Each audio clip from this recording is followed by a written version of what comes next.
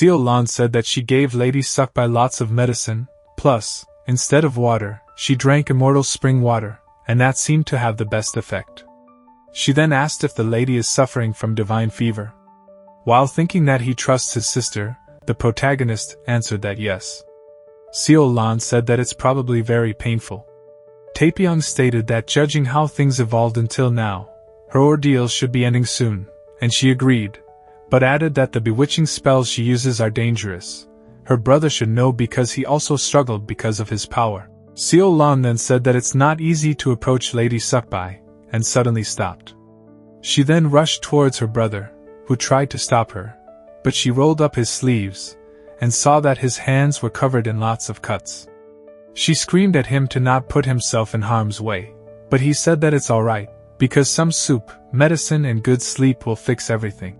Lan said that physical wounds heal, but pain eats away at the spirit, if he keeps exposing himself to bewitching spells, and he interrupted her saying that he knows, but the maids of the palace are also reaching their limit, so they should check on them together after work.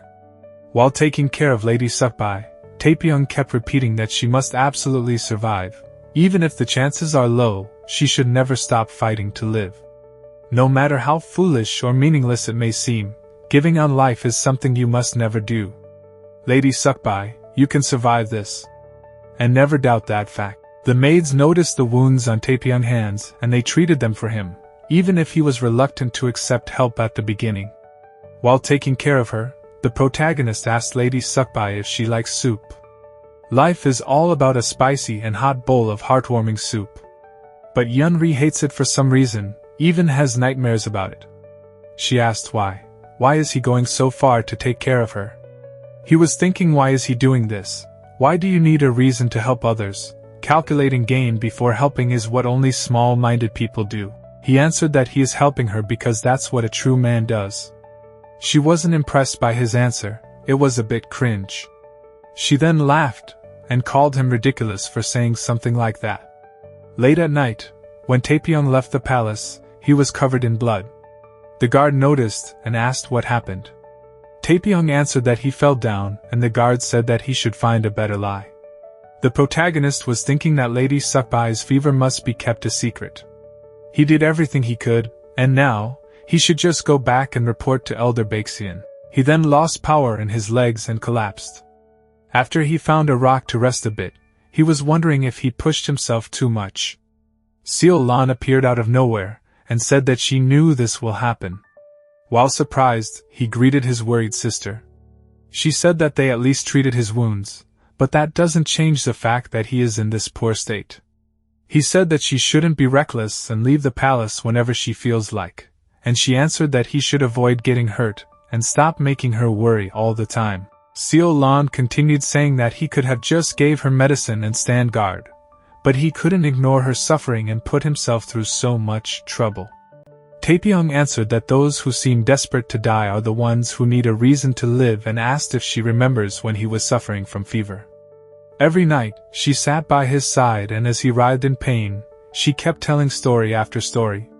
Sometimes she would speak about distant lands she heard from the village merchants, while other times she would speak about how beautiful are the flowers by the roadside. She had so much to talk about and did so joyfully.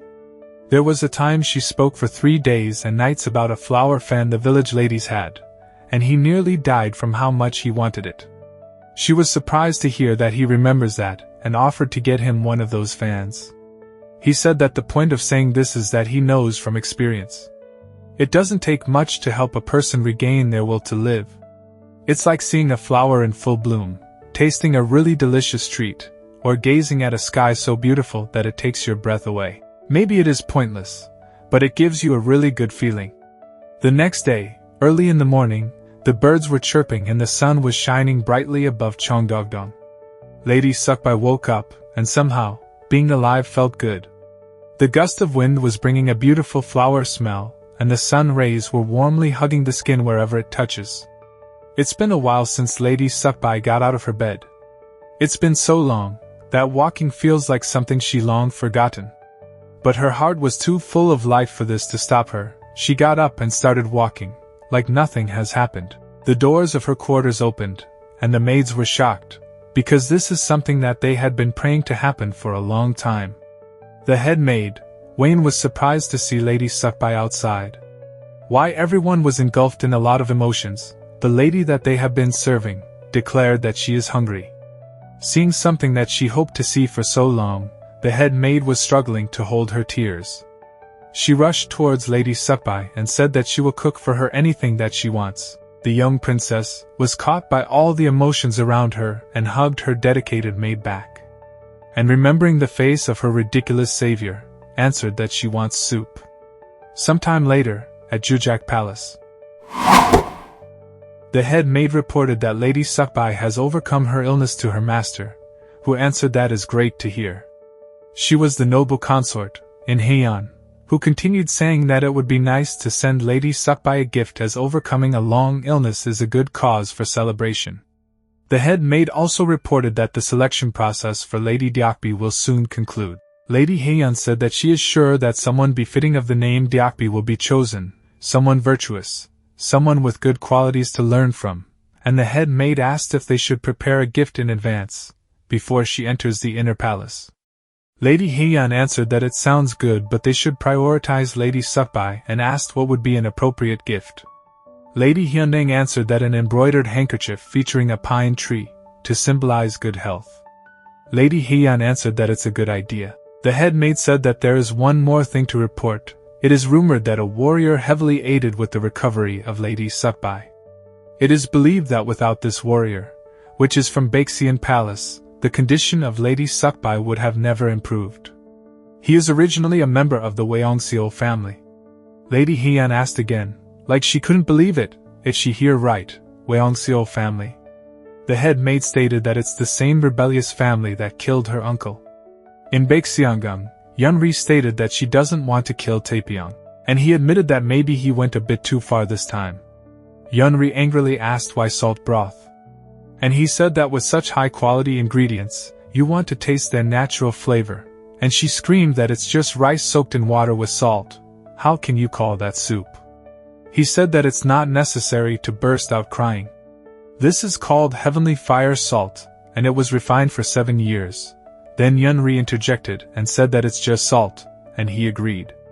A bit after, Taepyeong asked if the elder Baexian didn't enter the palace today. The old man answered that maybe he is on a walk in the mountains. For some time he has been busy meeting the palace officials.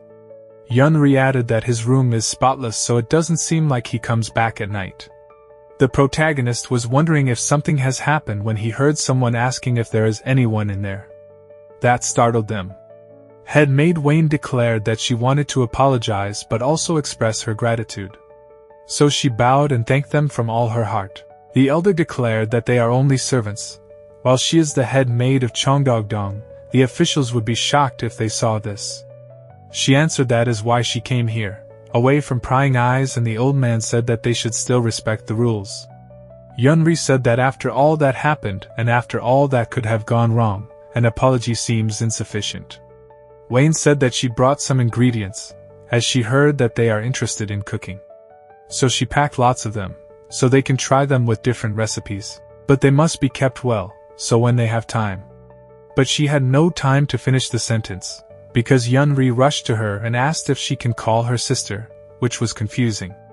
Yunri proceeded to say that her new sister is very kind-hearted and generous. So to honor her boundless kindness, she will prepare beef pancakes of dinner. Wayne also said that the ingredients are from them, the maids, while Lady Suckby sent an official token of appreciation. It's a small jewelry box and a letter of thanks. Taepyeong gladly accepted the gift if it's only this. He then noticed something. His sister also came to visit him. Later, at night, Seolan said that she's relieved by the fact that Lady Suckby recovered, and the protagonist asked her how are things in the inner palace. She answered that working there is easy, but she is more worried about her brother because he keeps getting hurt. He answered that his body heals fast, no need to worry. He then asked if she made any progress with Lord Jangrey, and she awkwardly answered that he is talking nonsense. There is no reason to bring Jangrey into the conversation. He continued saying that things looked good between the two of them, and she said that he should look for a partner for himself and not worry about her relationships. She then said that they should open the jewelry box and letter he received from Lady Sukbai. They opened the box, and he said that it's odd. Would a young man typically receive such things as a gift?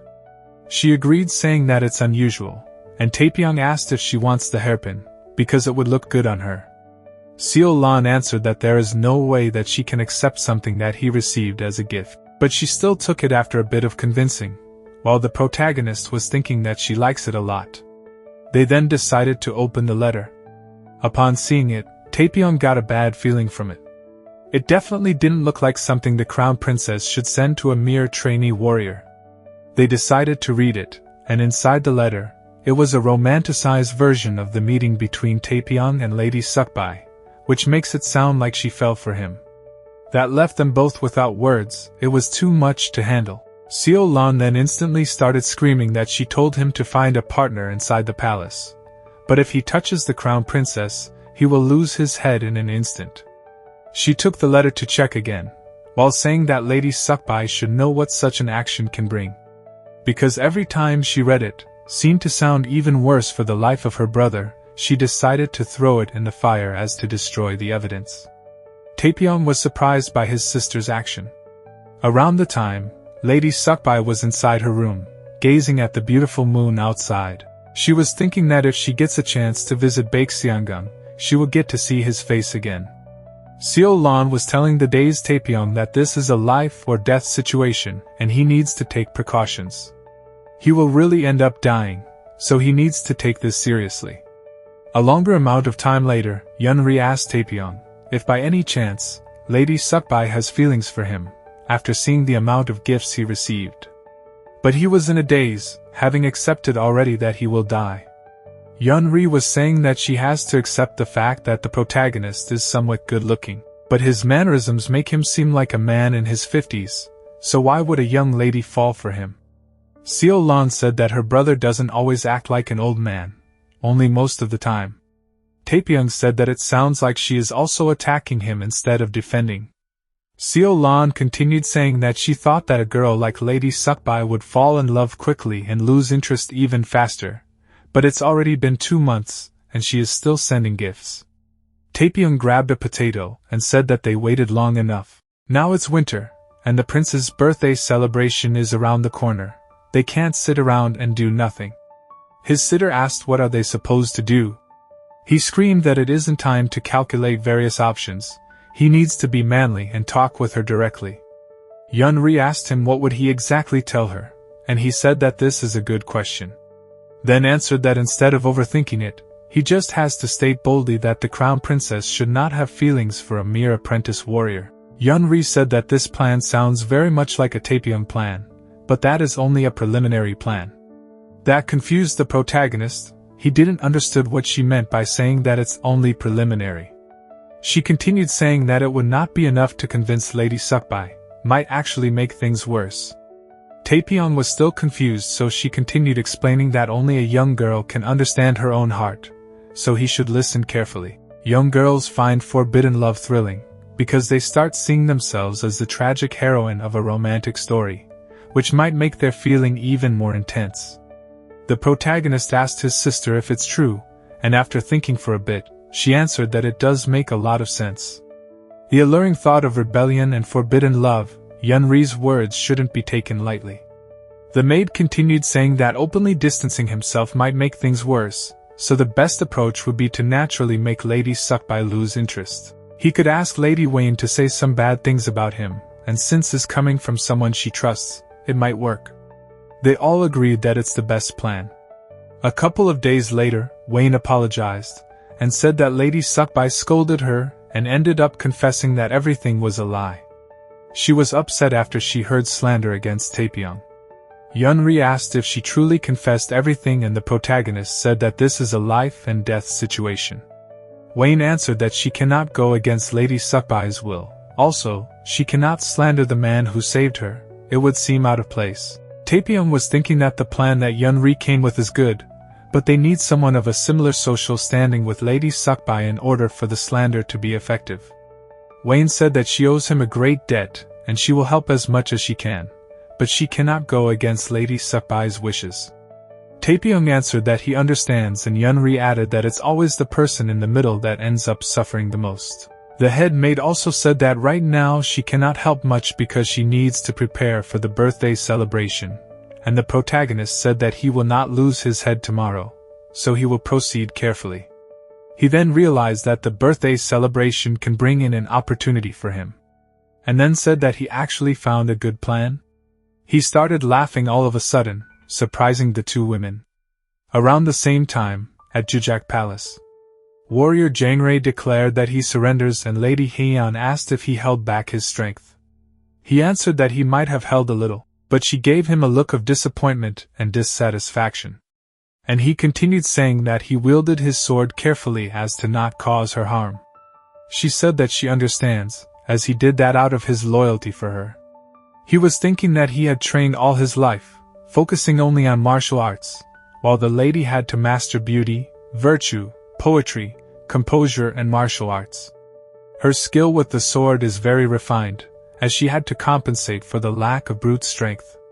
Each strike is sharp and precise. Most warriors in the palace wouldn't be able to stand against her. She said that she heard lots of good things about the martial masters from the palace. And it's thanks to warriors like Jangrei that King Do can rule the world. Jangrei was flattered by her words.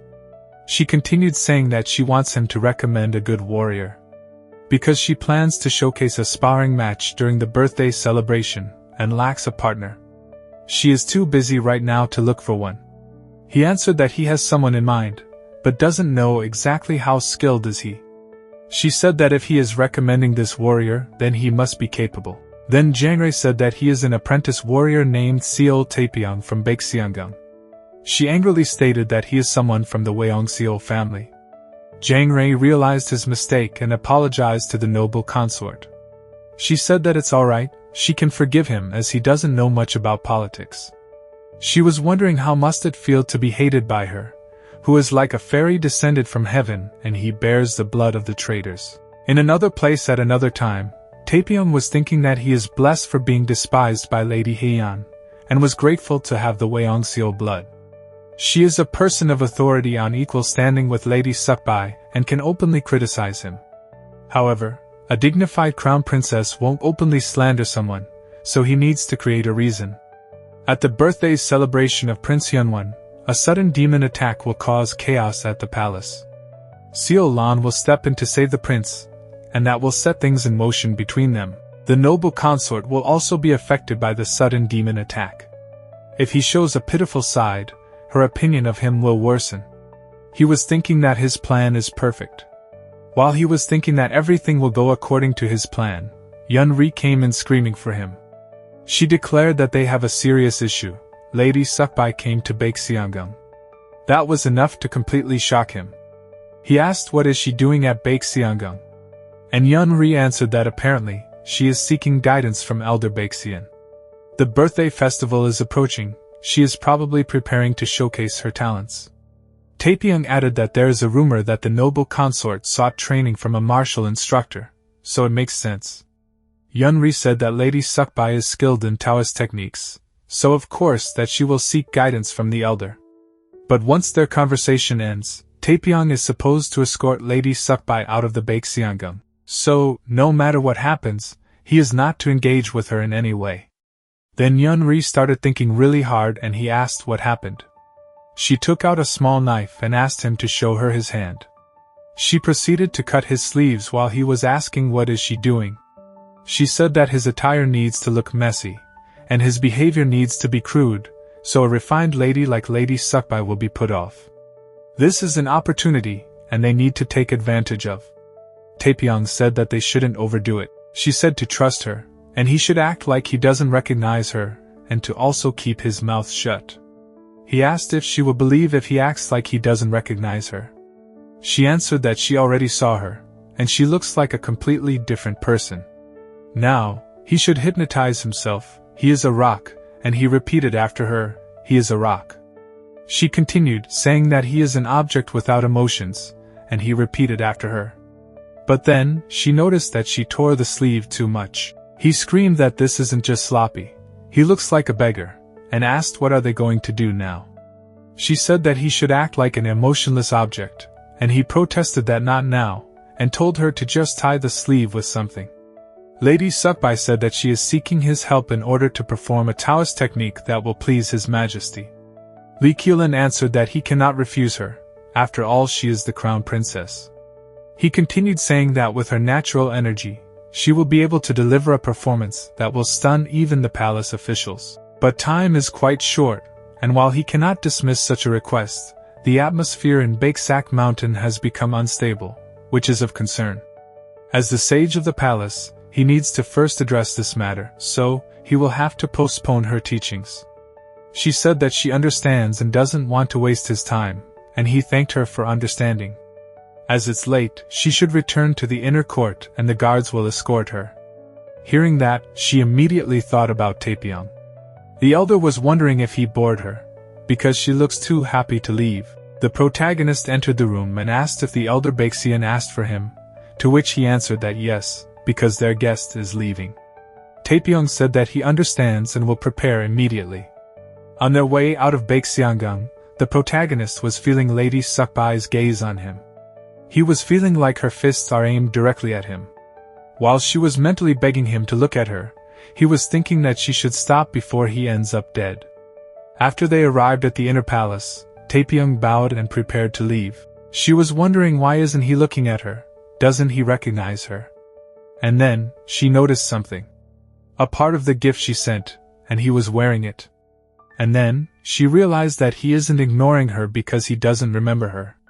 He isn't allowed to acknowledge her, even if she is close.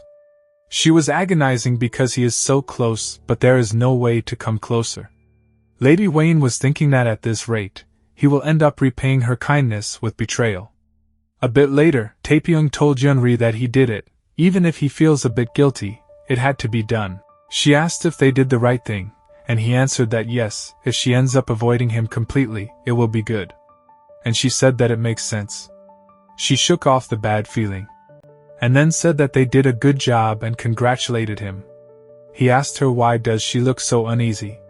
She answered that she has a weird feeling, like they made a mistake. He said that no way, they handled it perfectly, and now they can focus on the birthday celebration. Taepyeong was thinking that the celebration is right around the corner, and their plan is already in motion. When the spirits of Baeksak Mountain run wild, he will act helpless and let the noble consort spread rumors about him. He will also steal jewels from the maids of Jujak Palace during the chaos, the perfect plan. He said that it was a close call, but everything is going according to the plan. The elder called for him and answered while thinking that the situation feels familiar. Li Qiulin said that he should bring his cold iron heavy sword when he escorts the festival procession. Because he will be the noble consort's sparring partner during the sword performance. That made him think that nothing is going according to the plan. The festival started, and all the officials were having fun, with the exception of one young boy. Taepyeong was thinking that it is exactly like he imagined. It is hard to imagine that the eyes of a 14-year-old can hold such a dark void. The crown prince of Cheongdong, Hyunwon, cannot see color. Since he was young, he was so absorbed into studying, that after, he stopped seeing any color, except black ink on white paper. Even when he sees a beautiful scenery, he feels no admiration, and lives without purpose, like a puppet. His life was glamorous, but far from happy. But color was brought back into his life, by none other than Seo Lan. There was a scene where Seo Lan sneaked out of the palace and led Hyunwon up to the tiled roofs to show him the full view of Cheongdong, and there, for the first time, he realized that the palace is indeed beautiful. The same happened during the festival, when, after an attack by monsters that led to a landslide, while they waited to be rescued for 3 days, Seo Lan kept Hyunwon alive. She didn't reveal her identity, but a faint memory of a familiar court maid lingered in his mind, adding an intriguing point to the beginning of the story of Song of the Celestial Dragon. But this entire setup somehow felt familiar to Taepyeong. But he immediately dismissed the thoughts. At the same time, the head maid from Jujak Palace came looking for the protagonist. She announced him that the sword dance performance will begin soon. They will be using real swords, and the one to first cut the opponent's collar will be the winner. The protagonist said that the noble consort will be at a disadvantage because she is wearing an elaborate dress, and Lady Hyundang answered that it won't matter. He said that it's true while thinking that it's a showcase sword dance where they will exchange about 20 moves, after which, he will let her win. But he felt a bit unsettled by this situation. He was thinking that he doesn't want to wield again a real sword against another person. In the past, the elder Baxian entered a cave, where he saw something he never expected. The floor was riddled with the lifeless bodies of several men. They then noticed 2 kids in a corner of the cave. It was Seo Lan who was consoling a shocked Taepyeong. Seo Lan got scared when she noticed the elder, and started screaming for them to stay away. They had no choice if they wanted to survive. That's why they are in this state. Taepyeong was repeating the same words over and over again, that he will never again wield a sword against another person. The elder Baxian noticed that the blood didn't belong to the child. And those marks looked like the marks from the divine fever. There are only 2 paths this kid can take, either become a sword master or a murderous demon. Never again will I wield a real sword against another person. Back to the present, Taepyeong was wondering why the elder asked him to bring a real sword, but most of his strange instructions have valid reasons. He had a bad feeling about this entire situation.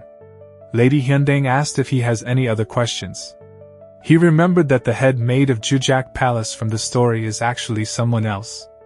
The maid in Song of the Celestial Dragon had a quieter demeanor, and a different name, so who is this person? Then Taepyeong asked her, when did she start working in Jujak Palace? She answered that he started at the age of 9, and it's been more than 20 years since then. She asked why, and he answered that no reason, while thinking that not everyone can just work in Jujak Palace, so maybe he misunderstood something. He then decided that either way, it doesn't matter.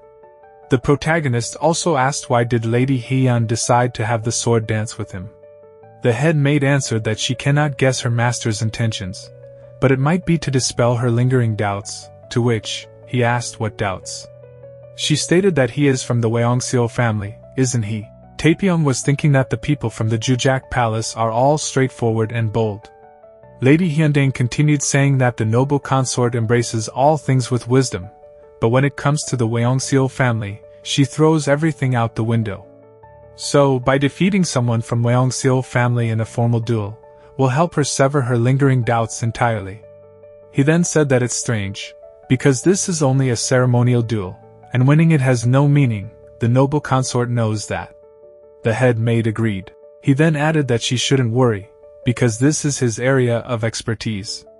He will lose in a way that will genuinely surprise her.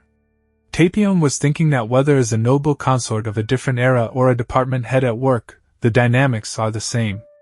An obvious display of flattery only makes a person look cheap, and people like the noble consort likely despise such blatant flattery.